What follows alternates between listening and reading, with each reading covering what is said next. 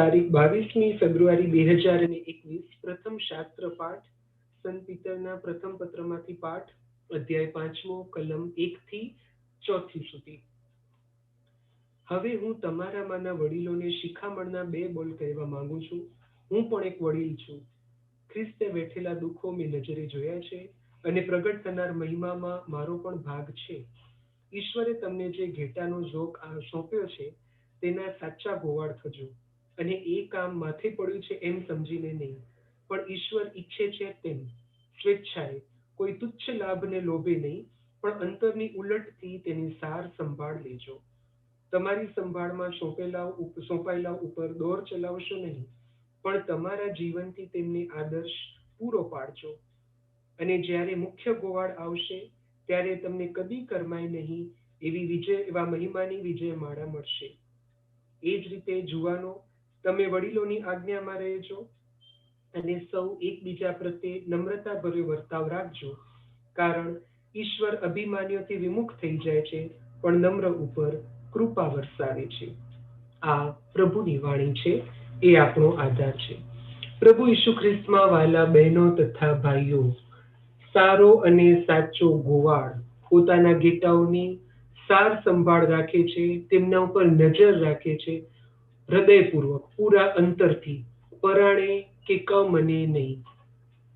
ઈશ્વર આપણને સાચી વસ્તુનું જ્ઞાન કરાવે છે, ભાન કરાવે છે અને આપણને સ્વતંત્રતા આપે છે કે પસંદગી કઈ બાબતની કરવી। દર્શન 3:20 આપણે વાંચીએ છીએ કે હું તો તમારા બારણે ટકોરા મારું છું, જે કોઈ દરવાજો પ્રેમથી ખોલશે હું એની સાથે એના ખંડમાં અંદર જઈશ અને જમીશ। અહીં આપણને જે સત્તા આપવામાં આવે છે એ સત્તા અન્ય લોકોની સેવા કરવા માટે છે। આપણે આપણી ફરજો, આપણું કર્તવ્ય સારી રીતે બજાવી શકીએ તે માટે છે, નહીં કે જો હુકમી કરવા માટે, અન્ય લોકોને ગુલામ બનાવવા માટે કે પછી અન્ય લોકો પર આધિપત્ય જમાવવા માટે। દરેક ગોવાળનું કાર્ય મુખ્ય અને સાચા ગોવાળ એટલે કે ઈસુ ખ્રિસ્ત જેવું જ હોવું ઘટે। પોતાને સોંપાયેલ ઘેટાનું તેમણે જતન કરવાનું છે, તેમનું આત્મિક ઉત્થાન થાય એ એમનું લક્ષ્ય હોવું જોઈએ। કારણ કે આ સૃષ્ટિમાં, સમગ્ર સર્જનમાં જે ઈશ્વરે સર્જ્યું છે તેમાં જો સૌથી વધુ મૂલ્યવાન હોય તો તે છે આપણો માનવીય આત્મા।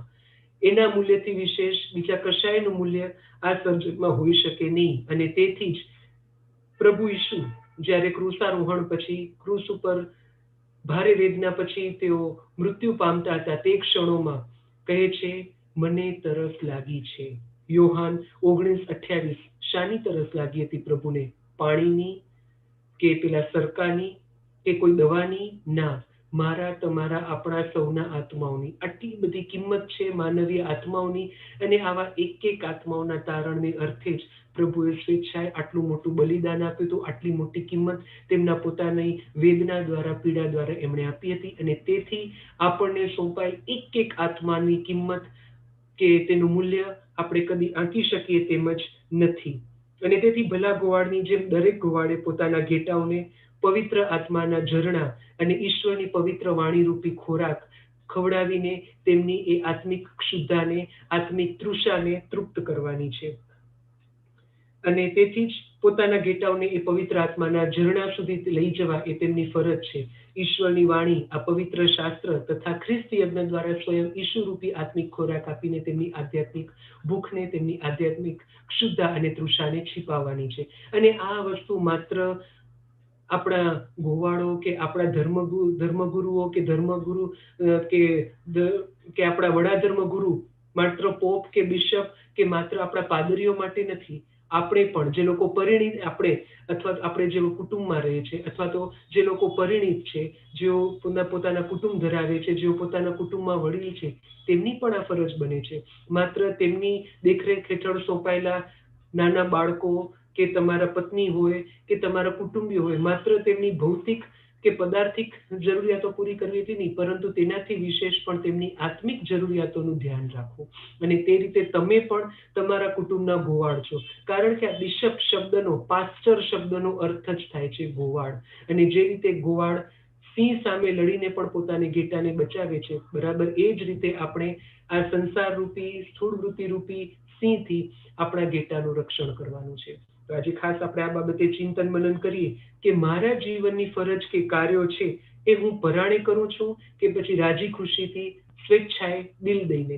સાથે સાથે મને સોંપાયેલ આત્માઓની આત્મિક આવશ્યકતાઓ પ્રત્યે હું કેટલો સભાન છું. ધારો કે તમે પરિણિત છો તો તમારા કુટુંબીઓની આત્મિક વિકાસ માટે તમે શું શું પગલાં લો છો એ બાબતે ચિંતન મનન કરો.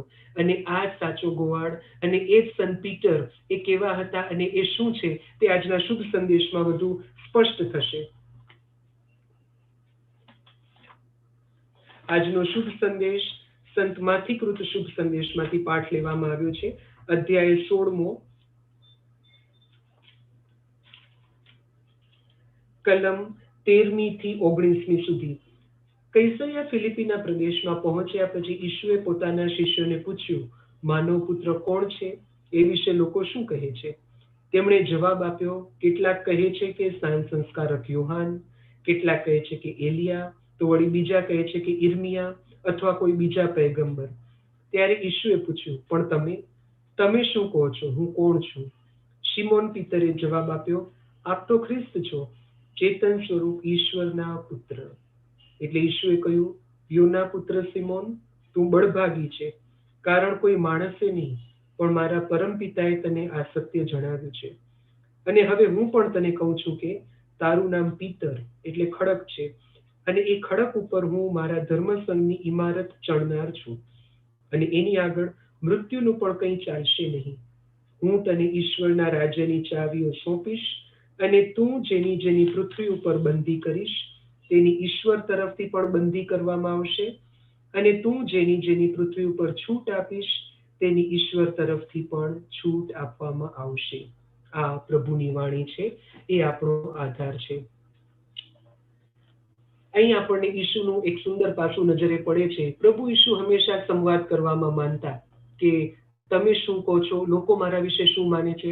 સીધો ઉપદેશ નહોતા આપતા. અહીં પ્રભુ પૂછે કે લોકો મારા વિશે શું માન્યતાઓ ધરાવે છે, શું અભિપ્રાયો ધરાવે છે. પણ એક વસ્તુ ચોક્કસ છે કે પ્રભુ ઈશુને મન લોકોના અભિપ્રાયો એટલા મહત્વના નથી જેટલો એમના શિષ્યો એમને શું સમજે છે તે બાબતે. અને તેથી પૂછે છે, પણ તમે શું કહો છો કે હું કોણ છું? અને આ પ્રશ્ન પ્રભુના શિષ્ય થવા ઈચ્છતા, પ્રભુના અનુયાયી થવા ઈચ્છતા દરેક વ્યક્તિ માટે છે કે મારા તમારા માટે પ્રભુ ઈશુ ખરેખર અંગત કક્ષાએ, અંગત સ્તરે કોણ છે. માત્ર પવિત્ર શાસ્ત્ર કે માત્ર લોકોના મોઢેથી સાંભળેલી વાતોના આધારે નહીં, પરંતુ મારી અંગત મૈત્રી, મારો અંગત સંબંધ પ્રભુ ઈશુ સાથે શું છે. અહીં એક વસ્તુ કહેવા માંગીશ, ઈશુ વિશે જાણવા કરતા ઈશુને જાણવા એ અગત્યની વાત છે. એટલે મહાત્મા ગાંધીજીએ પણ કોઈ જગ્યાએ કીધેલું કે કાલે ઉઠીને કદાચ કોઈ એવું સાબિત કરે કે ઐતિહાસિક રીતે ઈશુનું અસ્તિત્વ જ નહોતું, છતાં પણ મને ફરક પડતો નથી, કારણ કે ઈશુએ જે ગિરી પ્રવચન આપ્યા છે તે દ્વારા માનવ જીવનની અને માનવ સમાજની જે અદ્ભુત સેવા કરી છે તેની સામે કાલે ઉઠીને કોઈ કહે કે ઐતિહાસિક રીતે ઈશુનું અસ્તિત્વ નહોતું તો પણ મને વાંધો નથી. આ એક વિચાર કરો, એક ઈશુપંથી તરીકે સ્નાન સંસ્કાર નહોતા પામ્યા તેવા ગાંધીજીની આવી ઈશુમાં શ્રદ્ધા હતી, તો એ તેમનો અંગત સંબંધ હતો. તો મારો તમારો ઈશુ સાથેની એ અંગત આત્મીયતા કેટલી બધી વિશેષ હોવી ઘટે. અને તેથી અહીં કહે છે કે ઈશુ વિશે જાણો, ઐતિહાસિક માહિતી કદાચ તમે ઓછી જાણતા હો તો પણ ચાલશે, પરંતુ ઈશુને જાણવા એટલે કે ઈશુ સાથેનો મારો તમારો અંગત સંબંધ કેવો છે એ મહત્વનું છે. ઈશુ ખ્રિસ્ત છે, ઈશ્વર પુત્ર છે. પવિત્ર આત્માની દોરવણી વગર કે પ્રેરણા વિના આ શબ્દો કોઈ ઉચ્ચારી જ ન શકે. આ જ્યારે સંત પીતર આ શ્રદ્ધા નિવેદન કરે છે ત્યારે એ પવિત્ર આત્માએ તેમને પ્રેરણા આપી હોય છે, અને એ પ્રભુ ઈશુ એમની સાહેબી પૂરે છે કે પરમ પિતાના જણાવ્યા વિના આ લોહી કે માંસનો માનવી આ ઉચ્ચારી શકે તેમ નથી. આ જ પ્રકારના શબ્દો સંત પાઉલ પણ કહે છે કે ઈશુ જ પ્રભુ છે. એ પવિત્ર આત્માની દોરવણી વગર કે પવિત્ર આત્માના માર્ગદર્શન વિના કોઈ પોતાની જીભે કે કોઈ પોતાના હૈયામાં સ્વીકારી શકે તેમ નથી. અને પિતરનું શ્રદ્ધા નિવેદન એટલા માટે, અને લોકો બાહ્ય દેખાવ જોઈને મૂલ્યાંકન કરે છે, પણ પ્રભુ અને પ્રભુનો આત્મા બાહ્ય કલેવર કે આવરણની પાછળની જે શાશ્વત સત્ય, શાશ્વત વાસ્તવિકતા છે તેને નિહાળે છે. સંત પાઉલ આ શબ્દો કરંથના ધર્મસંઘ પરના બીજા પત્રમાં 4થા અધ્યાયમાં 18મી કલમમાં કહે છે, અમારી મીટ તો દ્રશ્ય વસ્તુઓ પર નહીં પણ અદ્રશ્ય વસ્તુઓ પર મંડાયેલી છે, કારણ જે દ્રશ્ય છે તે ક્ષણિક છે, જે અદ્રશ્ય છે તે શાશ્વત છે. આપણે પણ દ્રશ્યમાન વસ્તુઓની પાછળ અદ્રશ્ય વાસ્તવિકતાને, સદબૃહદ સત્યને જોવાનો પ્રયત્ન કરીએ, જેમ સંત પીટર અહીં જોઈ શક્યા હતા. પિતરનું શ્રદ્ધા નિવેદન સાંભળી, તેનું આત્મિક બળ જોઈ, અહીં તમે જુઓ પ્રભુ ઈશ્વરને કેવા શબ્દોથી નવાજે છે કે તું ખડક છે, તારા ઉપર હું મારા ધર્મસંઘનું ચણતર કરીશ. અને સ્વયં પ્રભુ ઈસુ માંથી 7:24-27 કહે છે કે એક શાણો માણસ ખડક ઉપર મકાન બાંધશે, રેતી ઉપર નહીં, કે પવન આવે કે પૂર આવે અને એ ધસી પડે. અને બિલકુલ પ્રભુ ઈશુએ સ્થાપેલી ધર્મસભા પણ એવી અવિચળ, એવી અચળ છે, કારણ કે પિત્તરરૂપી ખડક પર રચાયેલી છે, તેના પર ચણતર થયેલું છે, અને આ સંસારના નરકના મૃત્યુનું જોર તેની સામે ચાલી શકવાનું નથી.